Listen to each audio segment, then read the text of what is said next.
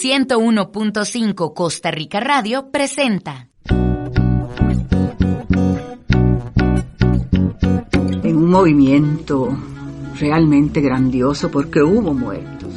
Las voces del pasado en el presente. El primer momento en que piso tierras de América Central. Esto es El Hilo de la Historia. Aquí, en el estadio de Génova, Juan Callazo, Costa Rica. Hola, bienvenidos y bienvenidas a un episodio más de El Hilo de la Historia. Yo soy Seidy Salas y para mí es un gusto estar acompañándoles en este podcast del Centro de Investigaciones Históricas de América Central y esta emisora. Hoy estamos grabando desde los estudios de las radios de la Universidad de Costa Rica. Y bueno, estamos iniciando el mes de marzo, un mes que inicia con una fecha muy importante como lo es el Día Internacional de la Mujer, una fecha en la que conmemoramos las luchas históricas de las mujeres por reivindicar sus derechos y también reflexionamos sobre todo lo que nos falta como sociedad para conseguir la igualdad y para vivir en una sociedad libre de violencia. Y precisamente para inaugurar estas conversaciones en el mes de marzo, hemos invitado a Alexia Ugalde, que es una vieja amiga del Hilo de la Historia, estuvo desde sus inicios y bueno, después se nos perdió un poquillo de vista, pero acá estamos con Alexia, que es una joven historiadora que se ha dedicado a investigar sobre los temas de las mujeres, sobre la historia de las mujeres, sobre el feminismo y sobre el papel que han jugado las organizaciones de mujeres en Costa Rica. Bienvenida, Alexia, ¿cómo estás? Hola, Seidy, muy buenos días. Muchísimas gracias por la invitación. Pues no, por supuesto que queríamos conversar sobre esos temas en los que vos has estado trabajando y precisamente sobre tu proyecto Derechos, Movimiento de Mujeres y Feminismos en Costa Rica durante el periodo 1974-1990. Alexia, para empezar, tal vez como más en general, hablando sobre la importancia de estudiar la historia de las mujeres y por qué vos pues te centrás en esa área de todo el conocimiento histórico. Claro que sí. Bueno, en el caso de Costa Rica y de Centroamérica en general, este tipo de estudios de historia de las mujeres inician, digamos que en la década de los 80s. Eugenia Rodríguez, que es una pionera en este campo, ella ubica, digamos, el despegue de los estudios a partir de 1995, ¿verdad? Pero desde antes hay una inquietud, ¿verdad?, de descubrir esta mitad de la población de la humanidad, ¿verdad?, que estaba invisibilizada como un actor o protagonista de la historia. Entonces, digamos que ahí es donde empiezan. Y los primeros estudios van a tener como su enfoque en estas mujeres, digamos, personajes particulares, como la primera abogada, ¿verdad?, en Costa Rica, Ángela Acuña, cuando se fundó la Liga Feminista en 1923, las mujeres que están más vinculadas al Partido Comunista. Y es, digamos, bueno, las mujeres que han teorizado sobre el feminismo plantean que a partir de la década de 1940, producto de los traumas de la Segunda Guerra Mundial, hay una etapa que ellas le llaman de oscurantismo en el feminismo. Y es aproximadamente 30 años, del 40 al 70, que este movimiento no tiene mucha relevancia en los movimientos internacionales, y es a partir del 70 que cobra fuerza con lo que hemos conocido como la segunda ola feminista. Y esto es, digamos, lo que me motivó a mí para esta investigación. Ya sabíamos bastante de las primeras feministas de Costa Rica, ¿verdad? Las que impulsan el movimiento sufragista, pero no sabíamos todavía nada de lo que pasa en los 70s y de los 70s para acá. Muy bien. Y bueno, contanos un poco qué es lo que te propones realizar con la investigación. Uh-huh. Claro, bueno, la idea es reconstruir la historia de estas primeras agrupaciones feministas que tienen, digamos, como reivindicación principal temas de género. Ya no estamos hablando de temas, digamos, de derechos políticos, porque ya se habían alcanzado en los 70s casi que en todo el mundo, bueno, el mundo occidental. Entonces estamos hablando de agrupaciones que se dicen feministas y que tienen, digamos, como eje lograr que esta desigualdad que sufrimos las mujeres pueda frenarse a través de la legislación. Entonces el objetivo es construir legislación que asegure esto. Y bueno, ubicándonos un poco en esa época, como vos decías, ya se había logrado el sufragio femenino, ya habían algunos indicios como de participación política, había mujeres en partidos políticos, todo. ¿Quiénes eran estas mujeres que empiezan a organizarse? ¿Tenés alguna caracterización? Sí, claro que sí. Bueno, esta investigación empieza en 1974 porque es cuando yo identifiqué la primera agrupación de esta segunda ola, que es el Movimiento de Liberación de la Mujer. Es una agrupación feminista que surge de mujeres que ellas le llaman, tienen una doble militancia, porque están en el Partido Socialista de los Trabajadores, que es el primer partido trotskista de Costa Rica, y además militan como feministas en el Movimiento de Liberación de la Mujer.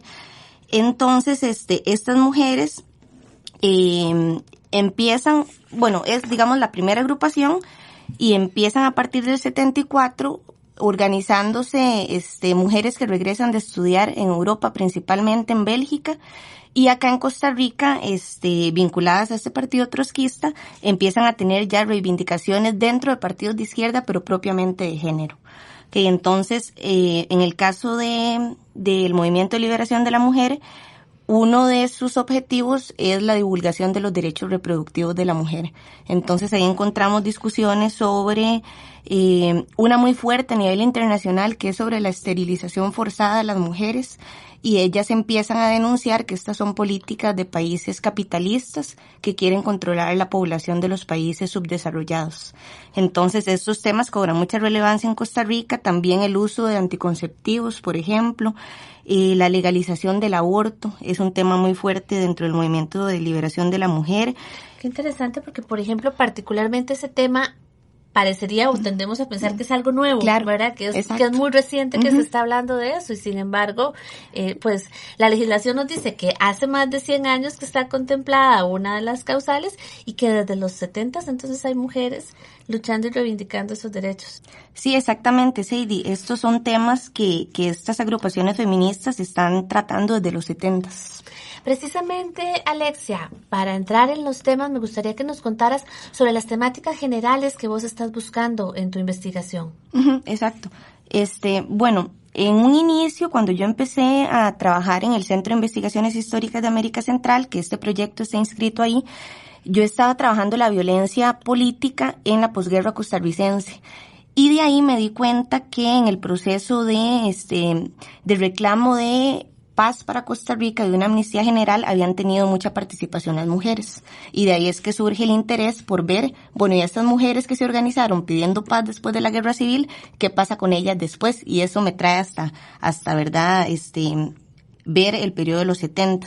Entonces, el objetivo es reconstruir la historia de estas primeras agrupaciones, que son las primeras, el Movimiento de Liberación de la Mujer, ya existía la Alianza de Mujeres Costarricenses, la colectiva Ventana, la colectiva Pancha Carrasco, son las primeras. Y también una de las inquietudes de este proyecto es ver qué impacto tienen estas agrupaciones en la producción de legislación en Costa Rica, principalmente en la década de los 90 y también en la creación de instituciones en el país. Porque estamos hablando de una época en la que no existían instituciones específicas dedicadas a los temas de género. Exactamente. Sí, bueno, tal vez me gustaría mencionar que a nivel internacional hay un ambiente de mucha creación de espacios donde discutir estas temáticas, y quien va a impulsar estos espacios es las Naciones Unidas. Entonces podemos ver que si en Costa Rica se crea la primera agrupación en el 74, en el 75 se da la primera conferencia mundial sobre el Año Internacional de las Mujeres en México.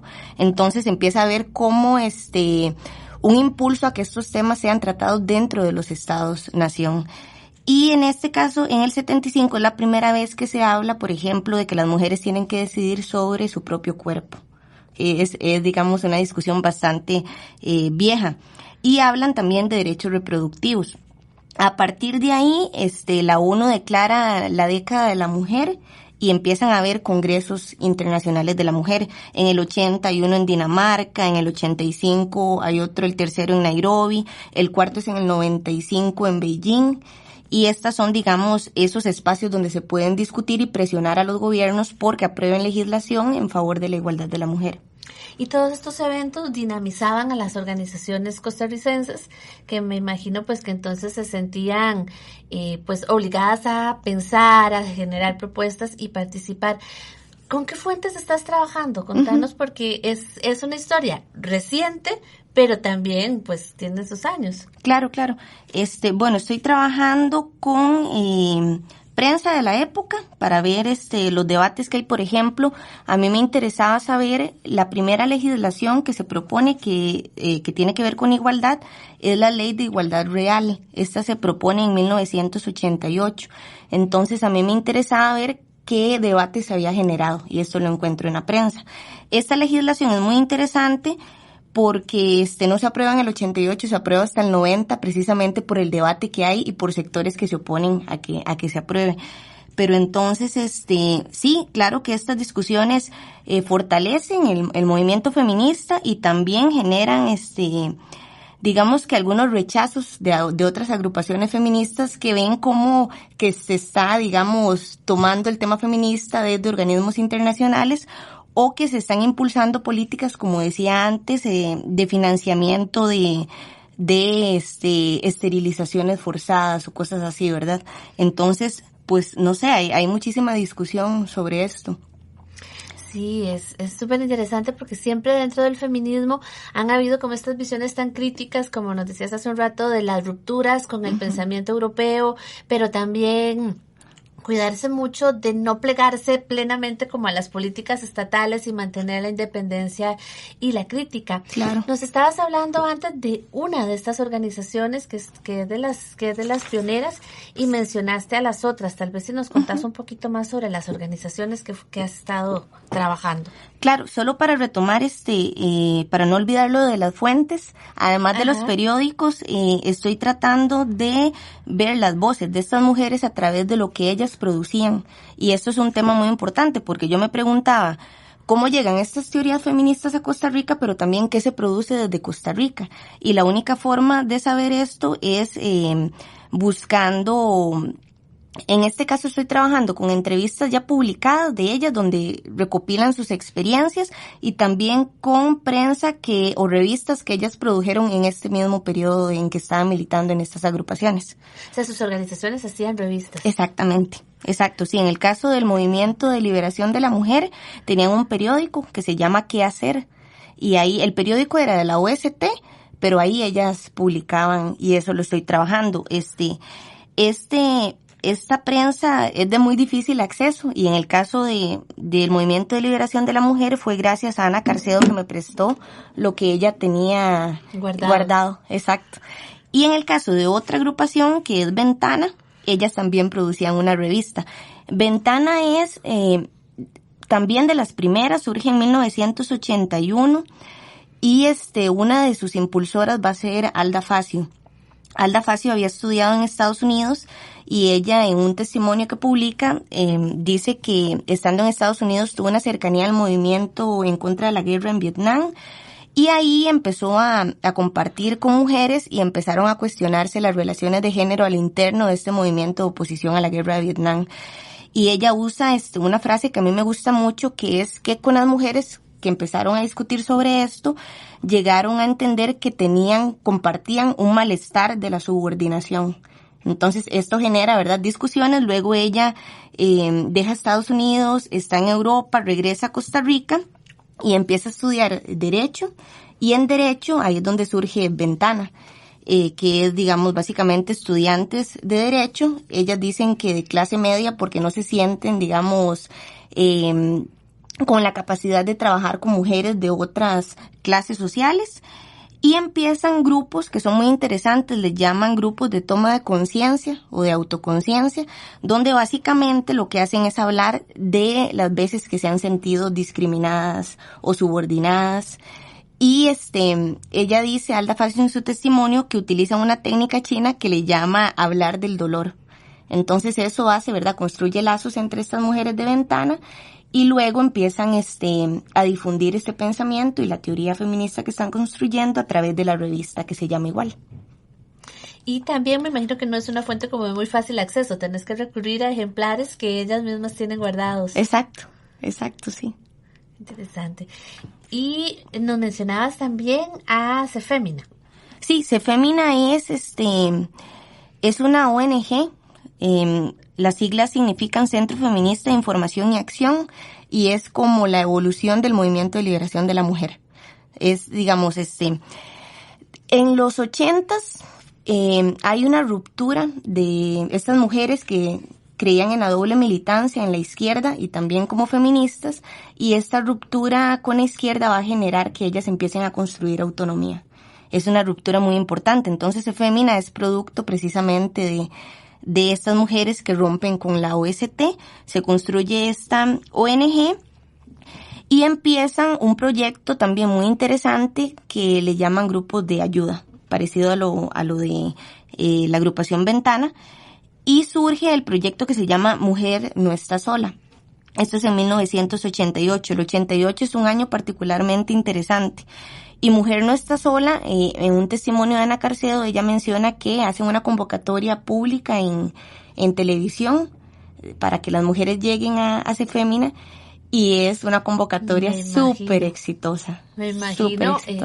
Ante la ausencia total de espacios, que por primera vez te inviten a hablar de lo que te pasa, de tus dolores, de lo que estás sufriendo, de cosas que no se visibilizaban como un problema, que no fuera algo personal o íntimo, y empezar a ponerlo en términos de... Sí, exacto. Eso es lo maravilloso de este movimiento, que es pensar en que si ya se habían logrado estos derechos políticos, ¿verdad?, ¿qué pasa a nivel, digamos, más íntimo o personal? Porque las relaciones de género siguen construyéndose con desigualdad, ¿verdad? Entonces eso es lo que empiezan a discutir tanto en Ventana como en Cefémina posteriormente. Uh-huh. Pero hay agrupaciones de mujeres más antiguas, por ejemplo, la Alianza de Mujeres Costarricenses, que tiene un antecedente, que es la Unión de Mujeres Carmen Lira. Estas mujeres están vinculadas también al Partido Vanguardia Popular y tienen una ruptura con izquierda en el 82. No significa que dejan de ser de izquierda, sino que se dan cuenta que necesitan tener esa ruptura para construir autonomía. Y que decías de la doble militancia, que también tenía que ser muy demandante. Claro, por supuesto. Uh-huh. Y porque me gustaría que en la segunda parte del programa podamos profundizar un poco más en el tema de la ley y en el tema de como de todos estos debates que se estaban dando, pero sí me gustaría tratar de ubicar a estas mujeres y de imaginarlas en ese contexto. Entonces, estamos hablando de movimientos que estaban más centrados geográficamente, o que se podían también como rastrear en otras partes del país. ¿Qué has encontrado? Sí, son movimientos que empiezan principalmente por influencia de estas mujeres que habían estado afuera de Costa Rica y que tienen contacto con experiencias de feministas, ¿verdad?, de otros países.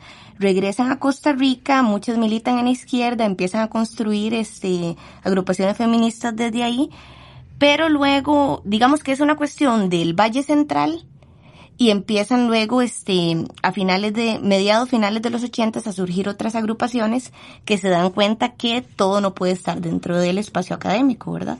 Que si quieren realmente construir no pueden ser solo entre intelectuales. Entonces aparece, por ejemplo, la colectiva feminista Pancha Carrasco, que es de 1985, y ellas se llaman feministas populares. Y su trabajo va a ser con organizaciones comunales, con mujeres campesinas, y acá empieza, digamos, a diversificarse y a salir de la universidad y del Valle Central la organización de mujeres. Entonces ellas, en el caso de las Panchas que les decían, se dicen mujeres de izquierda, pero no partidarias. Digamos, el impacto, ¿verdad?, de esta ruptura con los partidos, y tienen un papel muy importante de solidaridad con Nicaragua y con El Salvador, ¿verdad?, porque estamos en tiempos de guerra en Centroamérica. Luego en el 91, y esto es, digamos, algo que se tiene que investigar más, este proyecto además está en proceso, termina en julio. Algo que tenemos que investigar más es qué teoría se construye desde estas agrupaciones, porque no lo tenemos claro. En el caso de las Panchas, ellas dicen a partir del 91, según testimonios, que ya no son feministas populares, sino que son feministas partes del pueblo. Entonces habría que ver qué es lo que significa esto para ellas, porque lo que tengo entendido es que tienen que cambiar, digamos, esa concepción de ellas mismas para permitirse alianzas con otras organizaciones feministas que tal vez pueden ellas, digamos, percibir como feminismo liberal o mujeres feministas pero burguesas o academicistas, etcétera. Sí, es un reflejo de la constante reflexión a lo interno de estas organizaciones, acompañada también, como estabas mencionando, de todo lo que sucedía en el contexto en esa época, de todo el contexto internacional y de los cambios que se iban dando en las instituciones. Hablábamos de los temas que manejaban como en general, o no sé si se puede hacer considerando tantas diferencias y tantas reflexiones, habían como agendas comunes de las organizaciones de mujeres. Sí, bueno, sí, habían temas que ellas compartían, como la cuestión de los derechos reproductivos, pero además de estas agrupaciones surgen espacios de coordinación y espacios de intercambio. Entonces, en los espacios de coordinación, por ejemplo, uno de los temas prioritarios era cómo organizarse para el 25 de noviembre. Y entonces ahí aparece una colectiva específica para el 25 de noviembre, esto es en el 89. Aparece una colectiva feminista nacional, que entonces van a ser espacios de coordinación de todas estas agrupaciones más pequeñas. Otro de los eventos importantísimos es que en el 88, que decía que es un año clave, se funda en Costa Rica el Comité Latinoamericano de Defensa de los Derechos de la Mujer. Es un espacio de coordinación latinoamericano que surge acá en Costa Rica. Y espacios de intercambio también, como los congresos universitarios sobre la mujer, que el primero es en el 87 y el segundo es en el 88. Otra vez volvemos al 88. El primer encuentro centroamericano de mujeres. Entonces vemos cómo ya se está saliendo del ámbito nacional para conectar con Centroamérica y para conectar con América Latina. O el sexto encuentro feminista latinoamericano y el Caribe que se da en El Salvador en el 93. Entonces esos espacios ya empiezan a construir vínculos, digamos, más allá del Estado-Nación. Claro, y empiezan también a alimentar todas estas reflexiones. Estamos en el hilo de la historia conversando con Alexia Ugalde sobre la historia del movimiento feminista, de las agrupaciones feministas en Costa Rica en un periodo que va de 1974 a 1990. Hablábamos que uno de los grandes impulsos de estas organizaciones tenía que ver con generar cambios en la legislación. Exactamente, sí. Parece que hay una especie de consenso dentro de estas agrupaciones de que la forma de lograr la igualdad es mediante la legislación. Ahora podríamos decir otras cosas, ¿verdad? Pero en este momento eso es lo que se piensa. Y se impulsan proyectos, por ejemplo, desde la Alianza de Mujeres Costarricenses. En el 76 hay un proyecto para crear guarderías infantiles. Este es un tema muy importante. Si las mujeres se están incorporando al mundo laboral, ¿qué pasa con los hijos? Uh-huh. Exacto. Y la discusión es muy interesante. Se rechaza este proyecto de guarderías porque se piensa o se argumenta que esto va a generar una desintegración familiar. Sí, me imagino que leer esos comentarios debe dar, pero de todo. Muchísimo, claro. Antiácido a la par para leer. Sí, luego en el 88, que es el gobierno de Óscar Arias, es cuando ya formalmente se presenta el proyecto de la Ley de Igualdad Real. Así se llama en su inicio. Todavía no lo tengo muy claro, pero me parece que es durante la campaña para las elecciones del 86 cuando por primera vez se utiliza el tema de las mujeres en campaña. Y se escucha, por ejemplo, en la campaña de Óscar Arias, el lema era Costa Rica con el alma de una mujer. Uh-huh. Increíble. Y es otro tema de investigación. Exacto, sí. Este proyecto, esta Ley de Igualdad Real, la van a construir Elizabeth Odio y Carmen Naranjo, y quien la presenta va a ser Margarita Penón, que era la primera dama en ese momento. Y quien va a promover que esta legislación, digamos, sea conocida por la sociedad, es el Centro Nacional de Desarrollo de la Mujer y la Familia. Este centro es el antecedente del INAMO. Y también es algo que estoy intentando reconstruir la historia de este centro. Por ejemplo, con respecto a esta ley, el 22 de junio del 88 hay una marcha importante encabezada por Margarita Penón para concientizar a la población de que tiene que aprobarse. La discusión es extensa y hasta el 90 es que llega a aprobarse con una serie de cambios. Esta ley era, digamos, introducía cambios muy importantes. Hablaba de las cuotas proporcionales en el padrón electoral de género. Esto fue uno de los temas más conflictivos. No querían que hubiera cuotas. Imagínate que todavía se siguen dando discusiones de ese tipo. Y además de esta legislación, que es la primera, que luego se le cambia el nombre de igualdad real a igualdad social, que también estoy tratando de descubrir por qué ese nombre varía. Pero en los 90 hay una cantidad impresionante de legislación. Podríamos decir la ley contra el hostigamiento sexual en el empleo y la docencia, la ley contra la violencia doméstica, la ley de pensiones alimenticias, se crea el INAMU, ya propiamente en el 98.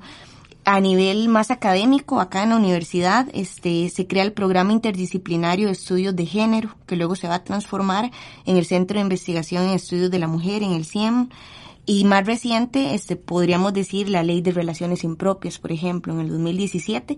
Y todo esto, desde mi concepción, es resultado de esta organización de las mujeres de la los incidencia 70. De las organizaciones de mujeres y de Claro las presiones. Sí, y además que habría que hacer un estudio más, digamos, de biografía colectiva de estas mujeres para entender cuáles son sus recorridos después de haber militado en las agrupaciones feministas, dónde llegan a introducirse, si en organismos internacionales, si en organizaciones sin fines de lucro, si están en instituciones del gobierno, porque desde ahí están trabajando, ¿verdad? Claro, porque como que la militancia puede salir de las organizaciones, pero no de la visión de mundo de estas mujeres que estuvieron tan intensamente involucradas. Bueno, vemos que tu investigación deja abiertas un montón de caminos para seguir interrogando. ¿Por dónde te gustaría seguir a vos? Bueno, ahorita estoy pensando tal vez en cómo vincular lo que está sucediendo en Costa Rica con Centroamérica. Eso sería, digamos, lo que quisiera hacer, ver cómo logran conectar con Centroamérica y cómo estos movimientos feministas empiezan a surgir. Podría decir incluso que tal vez antes que en Costa Rica, producto de las revoluciones centroamericanas en Nicaragua, en El Salvador. Uh-huh.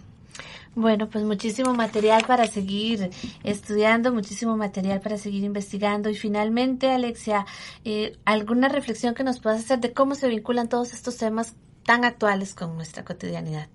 Claro que sí. A mí, me gustaría para cerrar, tal vez decir dos cosas. La primera es que tenemos muchísimo todavía que hacer, tanto a nivel de sociedad como a nivel de la universidad donde estamos, ¿verdad? De nuestra universidad. A nivel de sociedad, yo veo con mucho optimismo y con mucha esperanza lo que está sucediendo en el movimiento feminista, ¿verdad? Recientemente, el montón de agrupaciones y de colectivas que están surgiendo, ¿verdad? Eso yo creo que es motivo de alegrarnos. Sin embargo, creo que es fundamental que estas nuevas feministas jóvenes logren vincularse con estas feministas que militaron en los 70s y en los 80s. Porque si el objetivo es crecer, ellas tienen demasiado que decirnos. Y yo creo que eso es lo que he aprendido de esta investigación, ¿verdad? Que ellas pueden decirnos de su experiencia trabajando con mujeres en la calle, trabajando con organizaciones campesinas, trabajando en instituciones, etcétera. Y a nivel más de la universidad, creo que es importante, recordar que existe todavía muchas desigualdades y que a pesar de que tenemos datos, ¿verdad?, que nos dicen cómo está el balance de equidad de género dentro de la universidad, no hemos logrado, a pesar de que hay avances, no hemos logrado, ¿verdad?, llegar a lo ideal. Y yo quisiera mencionar una investigación que acabo de leer que me parece interesante y que quisiera recomendar, que es de la investigadora Silvia Mesa Pelufo. Ella la publicó el año pasado, donde retoma esos balances de género que se habían hecho en el 2001, 2005 y 2011, si no me equivoco. Y ella empieza a analizar las mujeres que están dentro del régimen académico dentro de la universidad, qué porcentajes o cómo les ha costado avanzar en su carrera dentro del régimen. Entonces llega a la conclusión de que la mayoría de los contratados en la universidad son hombres, el 62% y el 37% mujeres, pero dentro del régimen académico las mujeres llegan a ser catedráticas solo un 34%. Y esto nos dice mucho de todos los retos que tiene la mujer, exacto.